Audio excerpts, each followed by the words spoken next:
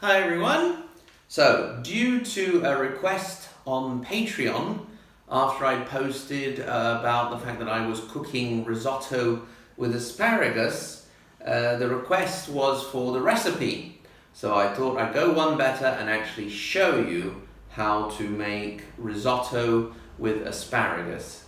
This is very highly ironic because I'm rubbish at cooking. Indeed, until a couple of years ago, my friends and I had sort of a cooking club in which, in turn, we would host an evening in our house of cuisine from various areas. And after I had hosted my evening in my house, they decided to have a fixed venue and a fixed chef, and sort of very kindly invited me not to do any more evenings. So, for my patented asparagus risotto, you're obviously going to need some rice, and you're going to need some extra virgin olive oil, an onion, stock cube, and of course the star of the show, which is the uncooperative asparagus, also because it's tied with a large rubber band. So I would highly recommend not cooking the rubber band. It's not been known to being the best. Now, the asparagus is characterized by three main parts. It has the soft, funny looking bit at the top, okay, and then it has a slightly softer part, and then here where it gets down to the harder white part, that's usually the bit that we don't use. But here in the Carradi Marconi household, our philosophy is waste not, want not.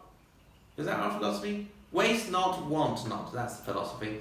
And so we're going to try and save that as well. Let me show you how.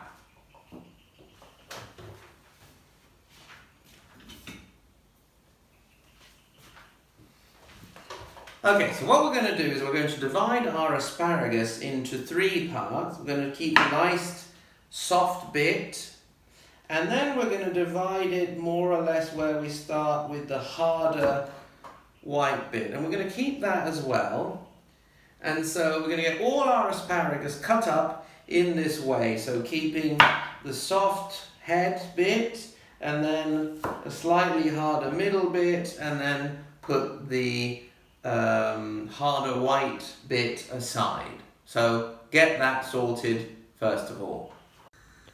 Okay, so as you can see, we've taken care of the asparagus. So we have the topped soft bit, then we have the bottom hard whitey bit, and then you see the middle bit, I've chopped it up so that can be easily fried up. Now this is the part, the bottom hard bit, which we would usually chuck away because you don't want to eat that. What we're going to do is we're going to use that for our broth. So take that lot and chuck it in a pot with about 1.5 litres of boiling water. That actually could be enough. I'm also going to put in half a stock cube. Usually when I do my broth for my... What am I doing? Risotto, yeah. Usually when I do my broth for my risotto, I put in a whole stock cube of these for 1.5 litres of water, but with the extra taste from the asparagus, I think that will be enough. So we'll go ahead and put that in our pot. So now we've sorted out the bottom hard whitey bit of the asparagus. We're going to tackle this onion.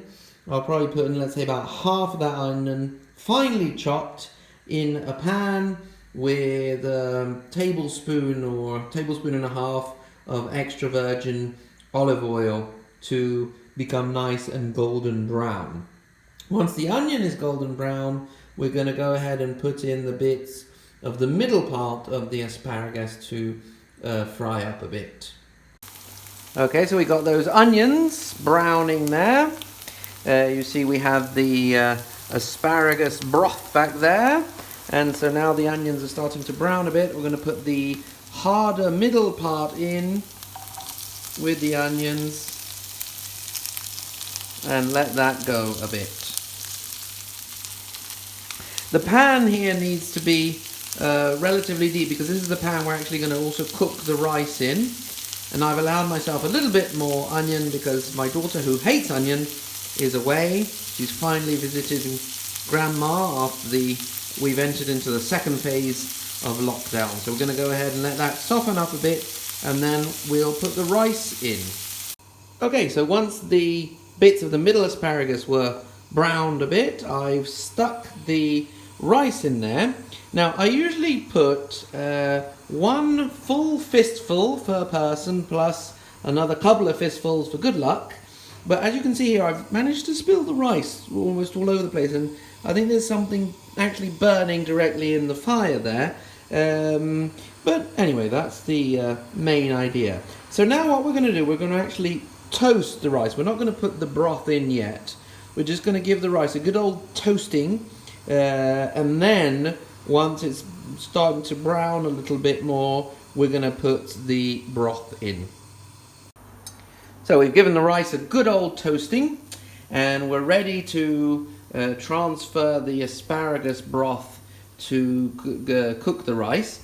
Incidentally, this asparagus we had directly delivered from a farm which runs this delivery service, since you're not allowed to go out to shops in this period. You're allowed to go to supermarkets, but not individual little shops and things.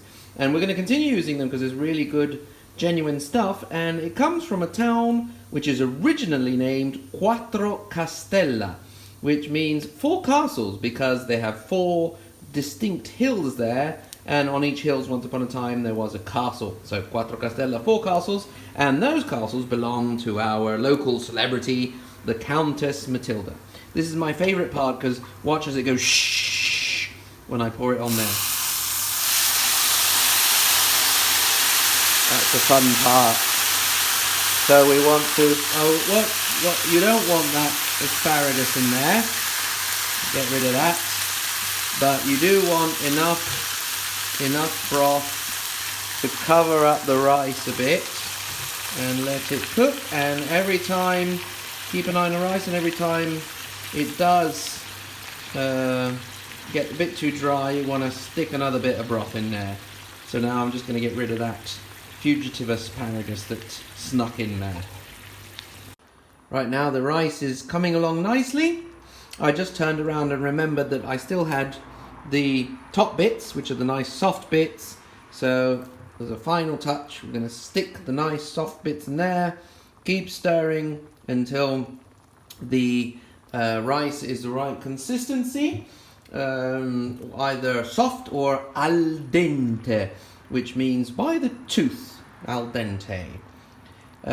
Incidentally, while we're waiting, on a historical note, the asparagus is actually an ancient vegetable which was also cultivated by the Egyptians starting possibly around 1000 BCE.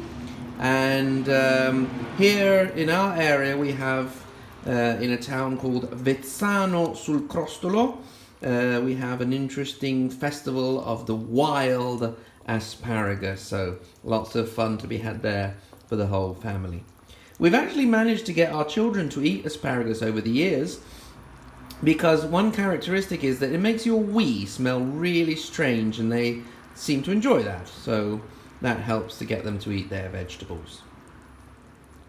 And finally, here we are. Our asparagus risotto is ready. You can serve it up with a nice sprinkling of Parmigiano Reggiano cheese, which once again, let me remind you, is not Parmesan or just Parmigiano, but it's Parmigiano Reggiano. Enjoy your meal.